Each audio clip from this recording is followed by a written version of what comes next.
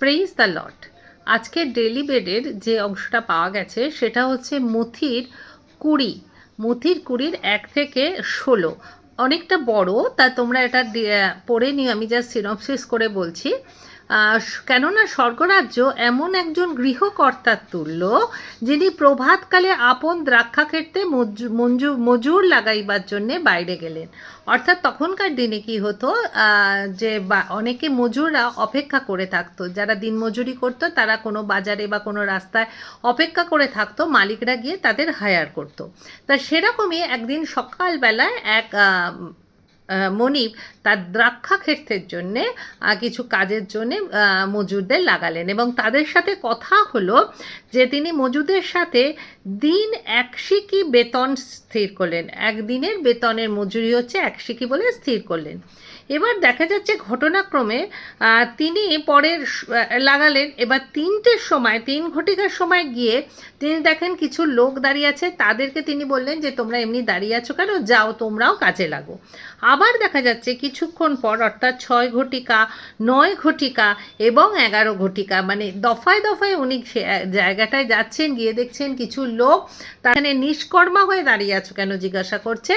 এবং তখন তারা বলছে আমাদের তো কেউ কাজ দেয়নি। তখন দ্রাক্ষাক্ষেত্রের যে মালিক সে বলেছে, যাও আমার দ্রাক্ষাক্ষেত্রে কাজ করো এবং তোমাদের যার যা প্রাপ্য আমি দেবো।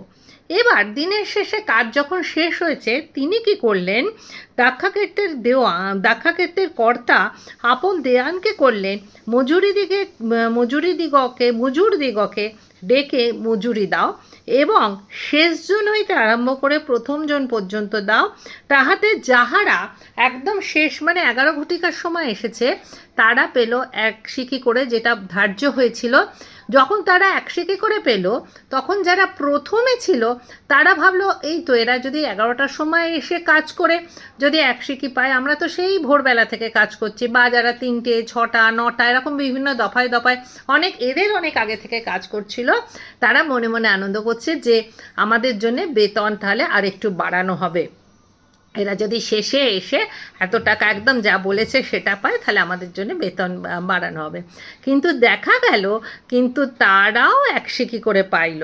পেয়ে তারা যা সেই গৃহকর্তার বিরুদ্ধে বচসা করে কইতে লাগলো, শেষের ইহারা তো মাত্র 1 ঘন্টা খেটেছে, আমরা সমস্ত দিন খেটেছি, রৌদ্রে পুড়েছি, আপনি ইহাদিগকে আমাদের সমান করলেন কেন? তিনি উত্তর করিয়া তাহাদের একজনকে কহিলেন, বন্ধু হে, আমি তোমার প্রতি কিচ্ছু অন্যায় করি নাই। তুমি কি আমার নিকটে 1 সিকিতে স্বীকার করো নাই? তোমার যাহা পাওনা তাহা লইয়া চলিয়া যাও। আমার ইচ্ছা তোমাকে যাহা, ওই শেষের জনকেও তাহা দিব। আমার নিজের যাহা তাহা আপনার ইচ্ছা মতো ব্যবহার করিবার অধিকার কি আমার নাই? না আমি দয়ালু বলিয়া তোমার চোখ টাটাইতেছে। এইরূপে যাহারা শেষে তাহারা হবে প্রথম, এবং যাহারা প্রথম তাহারা শেষে পড়িবে। কি অদ্ভুত সুন্দর! এটা হচ্ছে অ্যাকচুয়ালি স্বর্গরাজ্য হচ্ছে ঈশ্বরীয় রাজ্যে এই যে মজুরি দেওয়া, এই মজুরি হচ্ছে অনুগ্রহ। ঈশ্বরীয় রাজ্যের অনুগ্রহ কখনো কেনা যায় না, কখনো মানে পারচেস করা যায় না। কোনো কিছুর বিনিময়ে ঈশ্বরের অনুগ্রহ কিন্তু আমরা পারচেস করতে পারি না, কিনতে পারি না। এটা সম্পূর্ণ ঈশ্বর নিজের ইচ্ছায় মানুষকে দিয়ে থাকেন। অর্থাৎ এই অনুগ্রহ কথাটা একদম অনুগ্রহ মানে গ্রেস বলাতে গিয়ে যেটা বলা হয়, আমাদের পাস্টার বলতেন গ্রেস হচ্ছে এমন একটা জিনিস, ধরো পরীক্ষায় 30-এ পাস, তুমি 28 পেয়েছো, বাকি 2 নম্বর দিয়ে তোমাকে পাস করিয়ে দেওয়া হলো। ঈশ্বরীয় রাজ্যে এই অনুগ্রহ হচ্ছে সেরকমই। ঈশ্বর যখন যাকে যেমন মনে করবেন, তুমি জন্ম থেকে খ্রিস্টান কমিউনিটিতে জন্মেছো, তুমি রেগুলার বাইবেল স্টাডি করো, বা তুমি রবিবার চার্চে যাও, তুমি দশমাংশ দাও, নিজেকে খ্রিস্টান বলে তুমি খুব নিজেকে গৌরবান্বিত করো, নিজে গৌরব ফিল করো যে আমি খ্রিস্টান, আমি প্রভুকে জানি। কিন্তু একজন হঠাৎ করে অন্য পরজাতি থেকেও এলো প্রভুর কাছে এবং বিশ্বাসী, প্রভুর পথে পুরো চললো, প্রভু যেমন বলেছে প্রভু সেই রকম মতোই সেই ব্যক্তিটি সারা বাকি জীবনটা কাটালো। তার প্রতি প্রভুর অনুগ্রহ কিন্তু যেমন আসবে, সেটা হয়তো যে বাই বর্ন খ্রিস্টান কমিউনিটিতে জন্মেছে তার থেকে বেশি হতে পারে। তো এটা আমরা কেউই ঠিক করতে পারি না যে ঈশ্বরের অনুগ্রহ কার উপর কম কার উপর বেশি পড়বে, কিন্তু অ্যাকচুয়ালি উনি সবার জন্য, এখান থেকে যেটা আমরা বুঝি, এটা সকলের জন্য সমান। এটার জন্যে তো আমরা বায়োলজিক্যাল দিক দিয়ে, মানে আমরা জৈবিক হিসাবে আমরা বুঝি আমি কম কাজ করেছি আমি কম পাবো, ও বেশি করেছে বেশি পাবে, আমার অমুক আমার তুসুক, আমরা অনেক কিছু আমরা আমাদের হিসাবে আমি করি আমাদের হিসাবে যদি অনুগ্রহ কতটা পাই সেটা বিচার করতে যাই, সেটা কিন্তু সম্পূর্ণ ভুল। ঈশ্বরীয় রাজ্য ঈশ্বর সকলের জন্য, যাদের ঈশ্বর মনে করে, যারা মনোনীত তাদের জন্য ঈশ্বর অনুগ্রহ তো ঠিক করে অনুগ্রহ তো দিয়ে থাকেন।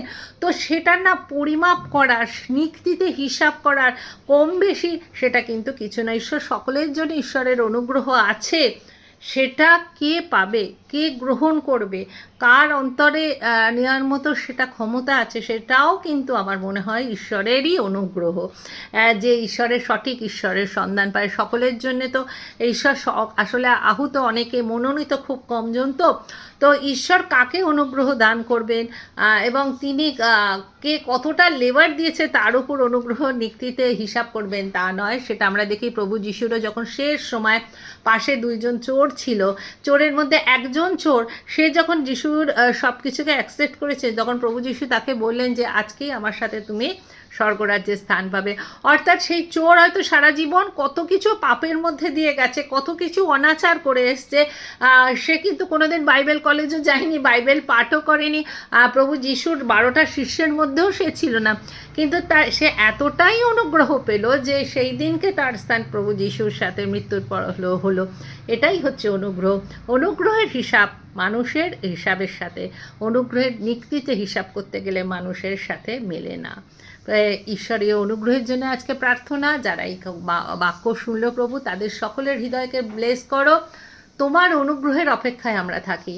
সেই অনুগ্রহ তুমি কাকে কখন দেবে, কাকে অকাতরে দেবে, কাকে প্রভু কতটা দেবে, সম্পূর্ণ তোমার ইচ্ছে। এটা আমরা পারচেসও করতে পারি না, কেনাকাটি বা ভেট চড়িয়ে বা তোমাকে আরাধনা করে স্তুতি প্রশংসা করেও সেটা আমরা কম বেশি করতে পারি না। এটা সম্পূর্ণ তোমার ইচ্ছা অনুযায়ী হয় প্রভু।